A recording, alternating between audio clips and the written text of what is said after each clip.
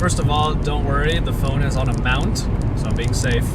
But nonetheless, it's Joshua Vergara from Android Authority. What's going on, everybody? And every photo and video, like the one you're looking at right now on the road to San Diego, was taken on the cameras of the HTC Desire Eye.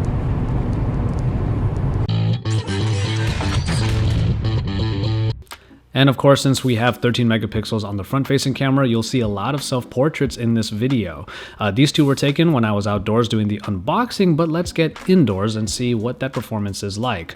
The grain and the fuzz and the noise just really tend to flood in here, and as is the case with a lot of smartphone cameras, the low-light performance is just aggressively decent, not really all that great when you compare it to outdoor shots, which we'll have a lot more of later on. These 100 crops will show you how the detail kind of tapers off there, and the noise and the grain just really smudges everything out. It's kind of unfortunate because the low light performance is probably where the HTC Desire Eye needed to really sort of excel, because it was going to focus on being a self-portrait camera experience.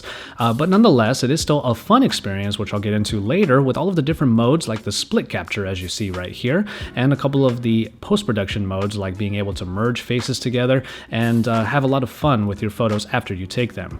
I did find that the auto exposure on either camera did sometimes have some trouble, especially in lower light situations, of really getting the white balance perfectly right, and you'll see it in this next photo where everything was just yellowed out when I used the auto white balance, and I had to manually set it to incandescent white balance, and then everything started to look okay after that.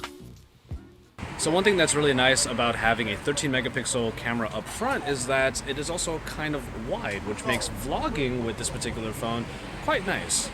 The picture quality I'm still sort of on the fence about, but as far as video goes, I do enjoy using the front-facing camera, especially for these small little moments where I get to talk to you a little bit, vlog style. But now we can finally get into the outdoor shots, and this is where either of the camera actually starts to hit more than it does miss.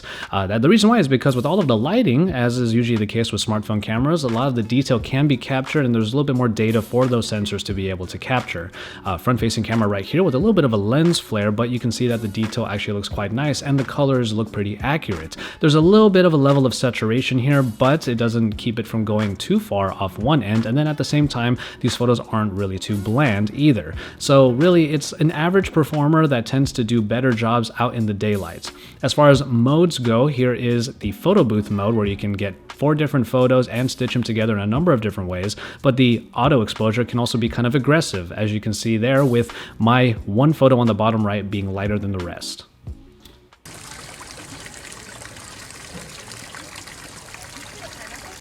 A quick mention about the dedicated camera button on the bottom right hand of the unit. It's a nice addition to have for pretty much any smartphone camera, but on the HTC Desire Eye, it has one big problem.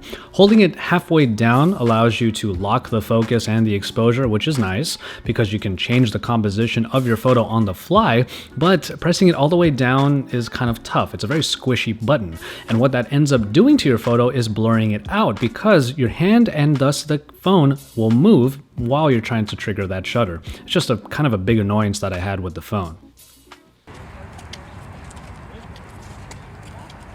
Stabilization looks like it's okay. I'm really tensing up in order to keep this thing smooth though.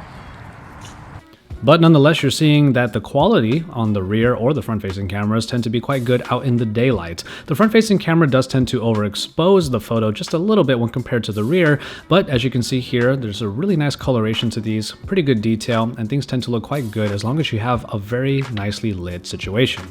A lot of the photos that I take on here are pretty much perfect for social media, especially when you use the split capture, which I personally love using.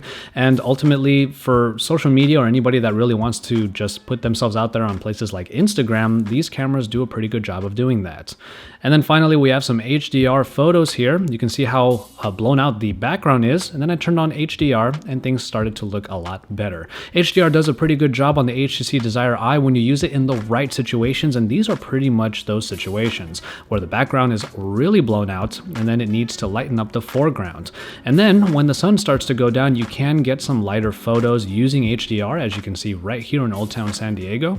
And as the sun continues to go down, you can get even better shots then, a lot lighter, but the detail does tend to get a little bit grainy after that. Ultimately, the HDR mode is useful in particular situations, not for every photo, so it's not something I would suggest having on all the time. And on the rear-facing camera, it can help if you are in the right particular moment. But on the front-facing camera, HDR simply doesn't really do a whole lot. Maybe lightens up the photo a little bit, but nothing too drastic. So as always, keep it tuned to Android Authority for all of the best coverage, and wait for my full review on this phone where I will get a little bit more into the general experience concerning the modes. But for now, I wanted to show you the quality of the front and rear facing cameras on here. Ultimately, it's a hit or miss situation, more missing than hitting, especially when you factor in the indoor and low light situations. But as far as social media goes, this is a great combination to have, and with the split capture, one of my favorite modes, you can have quite a bit of fun with this camera. Nonetheless, keep it tuned here, and don't forget to check out the content from my brothers in Android. Drop us some likes and subscribe if you haven't already, because AndroidAuthority.com is your source for all things Android.